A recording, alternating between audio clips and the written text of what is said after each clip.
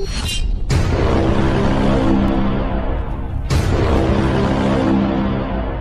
saw a boy get murdered tonight. And the men that shot him did it in cold blood. If they catch us, they're gonna kill us too. Welcome back to the channel. Or welcome new to the channel, whoever it may be. Today we're discussing Judgment Night, 1993. Amazing hidden gem of a film, I think. Absolutely. Oh, I think so for sure. I think it has a great cast. Emilio Estevez, Cuba Gooding Jr., Stephen Dorff, Denis Leary, amazing villain, Jeremy Piven. And it's so funny because Jeremy Piven is not on the movie poster. That's right, yeah. Yeah, the three guys are, and then Denis Leary. And he's a really kind of big part of it because of what happens to his character in the movie. You know? Well, yeah, it's four guys that want to go out and have a good night. Emilio Estevez is a new dad. He's just dying to get out, and he just wants. That's what he needs right now. Yeah. So they rent this RV to go to a boxing fight.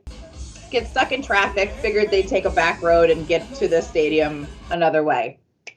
Just so happens, take him in, find out he is part of a drug deal, and his boss, who is Denis Leary, plays Fallon. His name is Fallon in the movie. Apparently, this man was stealing from him and taking more than his cut.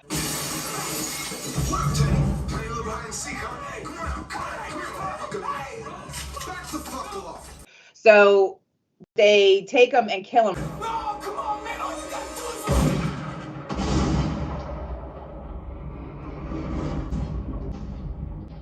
They witness it. So, the gang's like, all right, well, now we got to get rid of all the witnesses. Rule number 2. Oh, boys, rule number 2, no witnesses. Exactly. So these guys are pretty much, running for their lives out throughout this dangerous city. And, they're just trying to survive and get back home, with these guys on their tail. Like the back streets of, what is it, Detroit, I believe? Well, fun fact for you. This is a good one. This is really, I wanted to see where it was shot because after I learned this fact, I was like, oh, okay, where were they? I'm guessing, after I tell you this, I'm going to guess it's probably Chicago because they shot in Los Angeles and Chicago. Yeah, no, it is based in Chicago. Now that you said that, yeah, it is based in Chicago. You're right. I'm thinking this could have possibly happened in LA, but I'm thinking more Chicago. During the rooftop scene where they have Ray on the rooftop. Yeah. The first location where they had shot that scene, they were hearing gunshots offset, but it was close by. I guess of like the place they were shooting in. They go downstairs, find out 2 young kids in different gangs he killed one of the kids, 2 16-year-olds, shot one, blew his head right off as a gang initiation.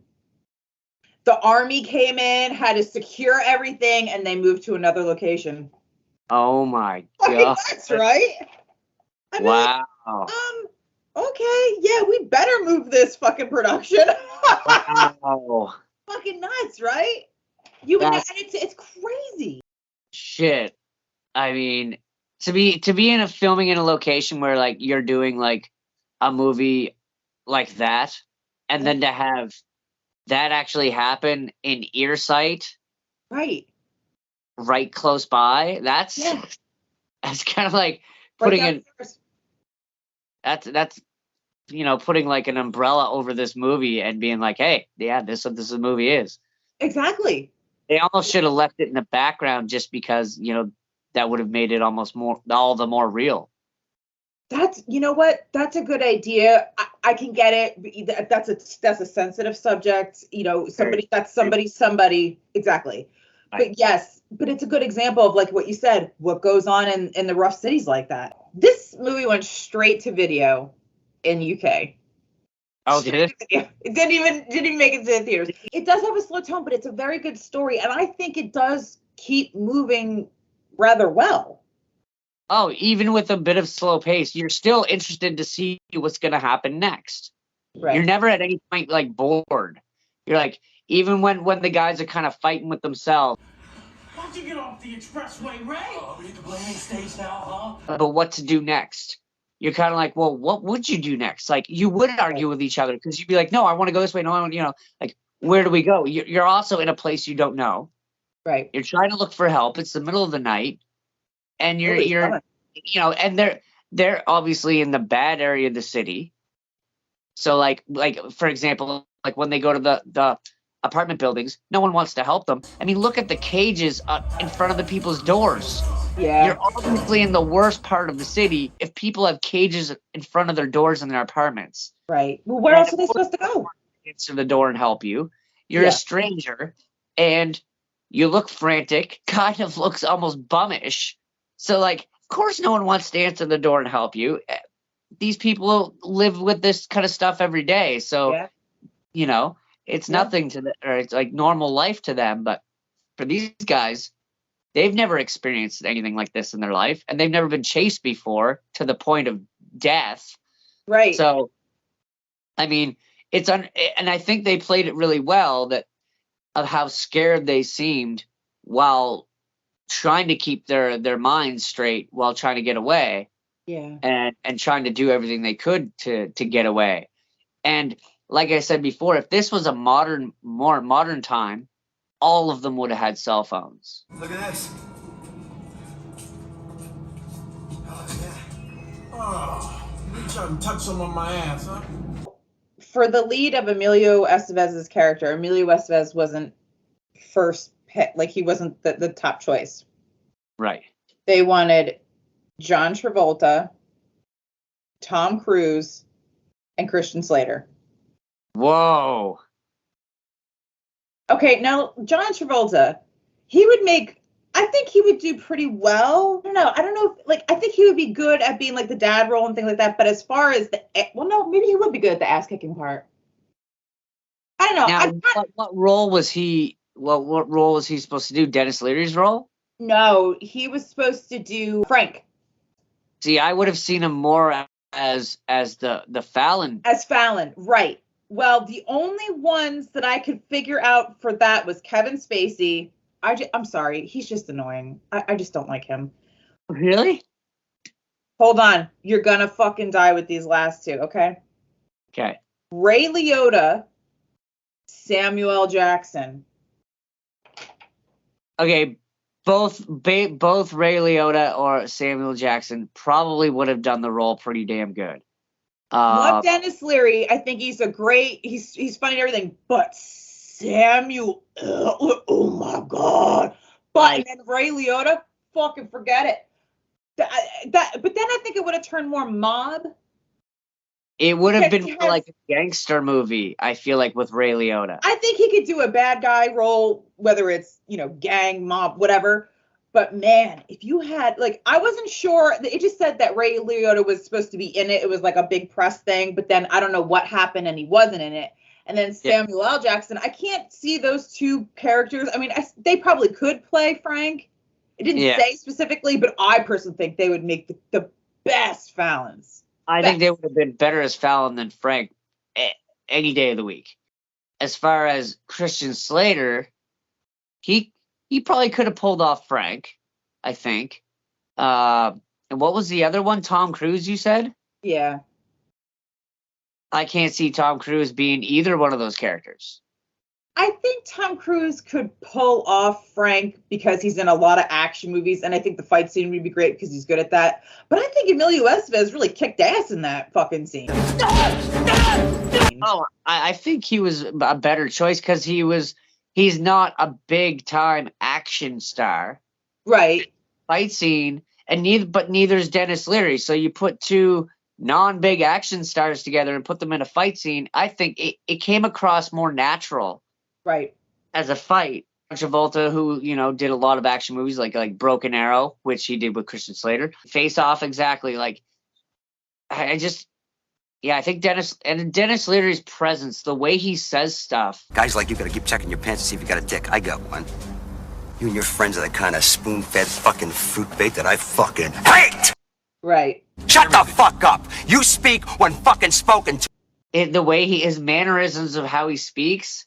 Right. Really, because he's a fucking arrogant kind of arrogant prick. Comes off, he's like, you guys are really starting to piss me off. You're fucking up my night. This is eating into my drinking time. He's like, I should be out having my beers right now. Like, you know, it's the same as watching him do his Cure for Cancer tour. You get that vibe from it, like, you know, fucking lewds, man. By the way, you fucked up my car, and then they fucking like. And I don't got collision. Yeah, I don't know. I thought that was so funny. The way the car was just like.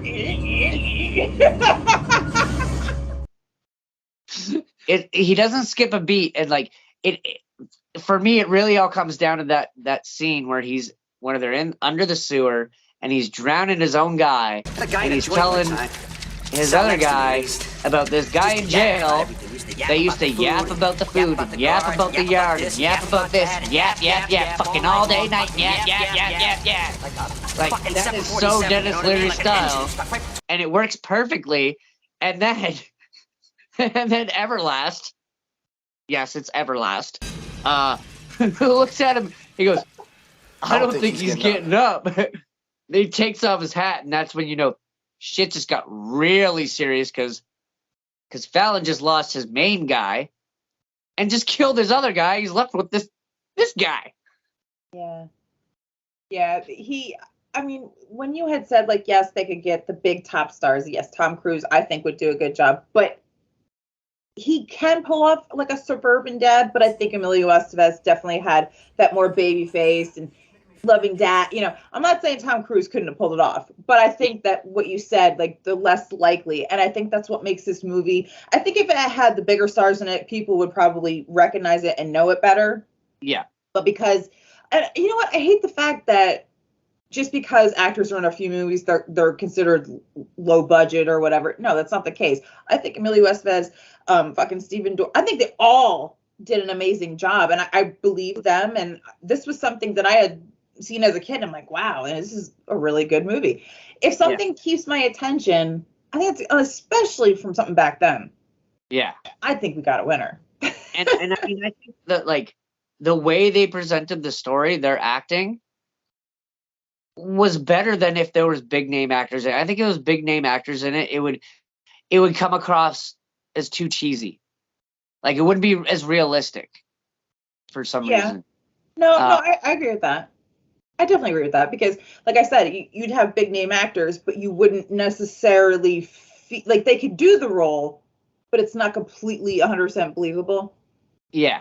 Like I was saying with the suburban dad thing.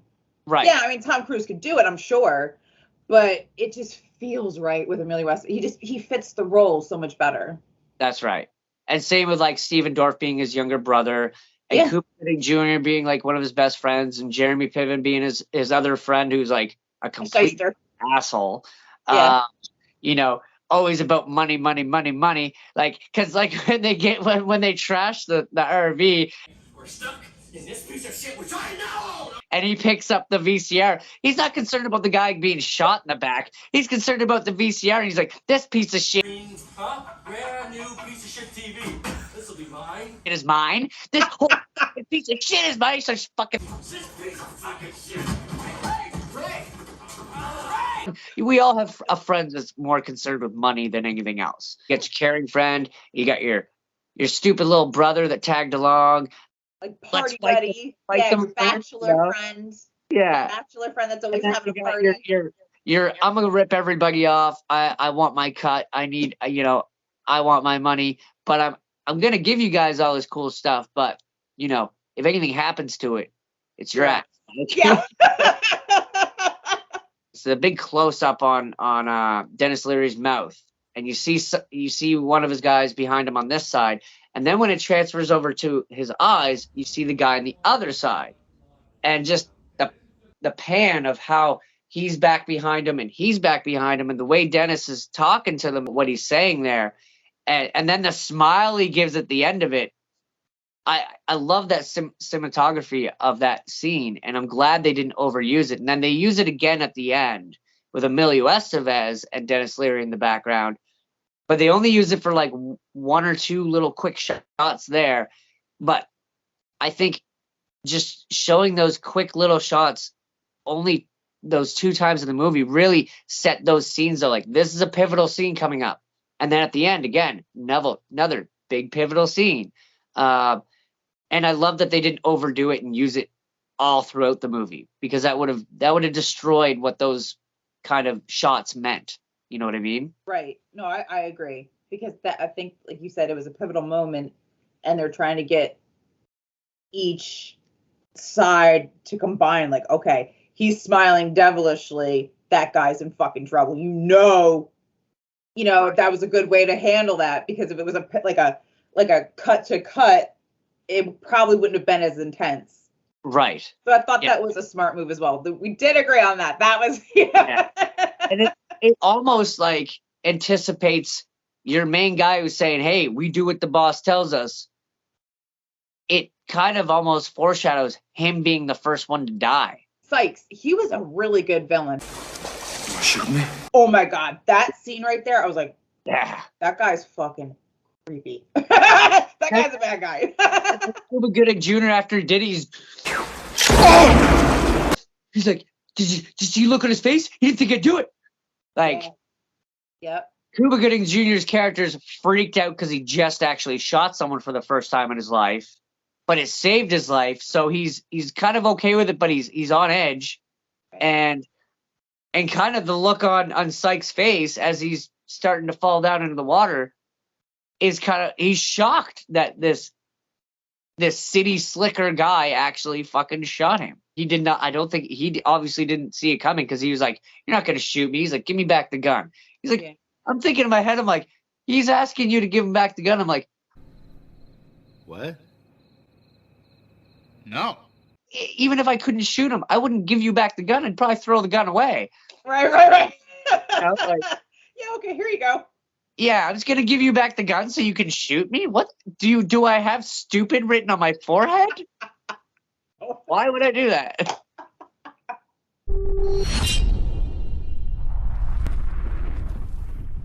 Polar Express. Solely because John has never seen it. I haven't seen it. I absolutely I loathe this film. But we have a friend, a guest to come on the show, and it's one of his favorite movies. Right. And that's why we are doing this movie next week. I've seen it many times, and I have yet to change my mind. I probably think it would be even freakier if I watched it now. I am not a fan, so we're gonna see Jesse's take on it, because he absolutely loves the film, and I'm welcoming every type of positive thing to change my mind. Right. I'm just not. And I'm right in the middle at the moment. We'll see which side I fall on. Please like, subscribe, comment, give us some ideas of what movies you would like us to watch and discuss about, and if so, maybe you could be a guest on our show as well. Yeah. On Instagram, look for us. We will be starting to post more on there as well. Hit that notification bell. Yes. Woo! Bye, guys. Bye.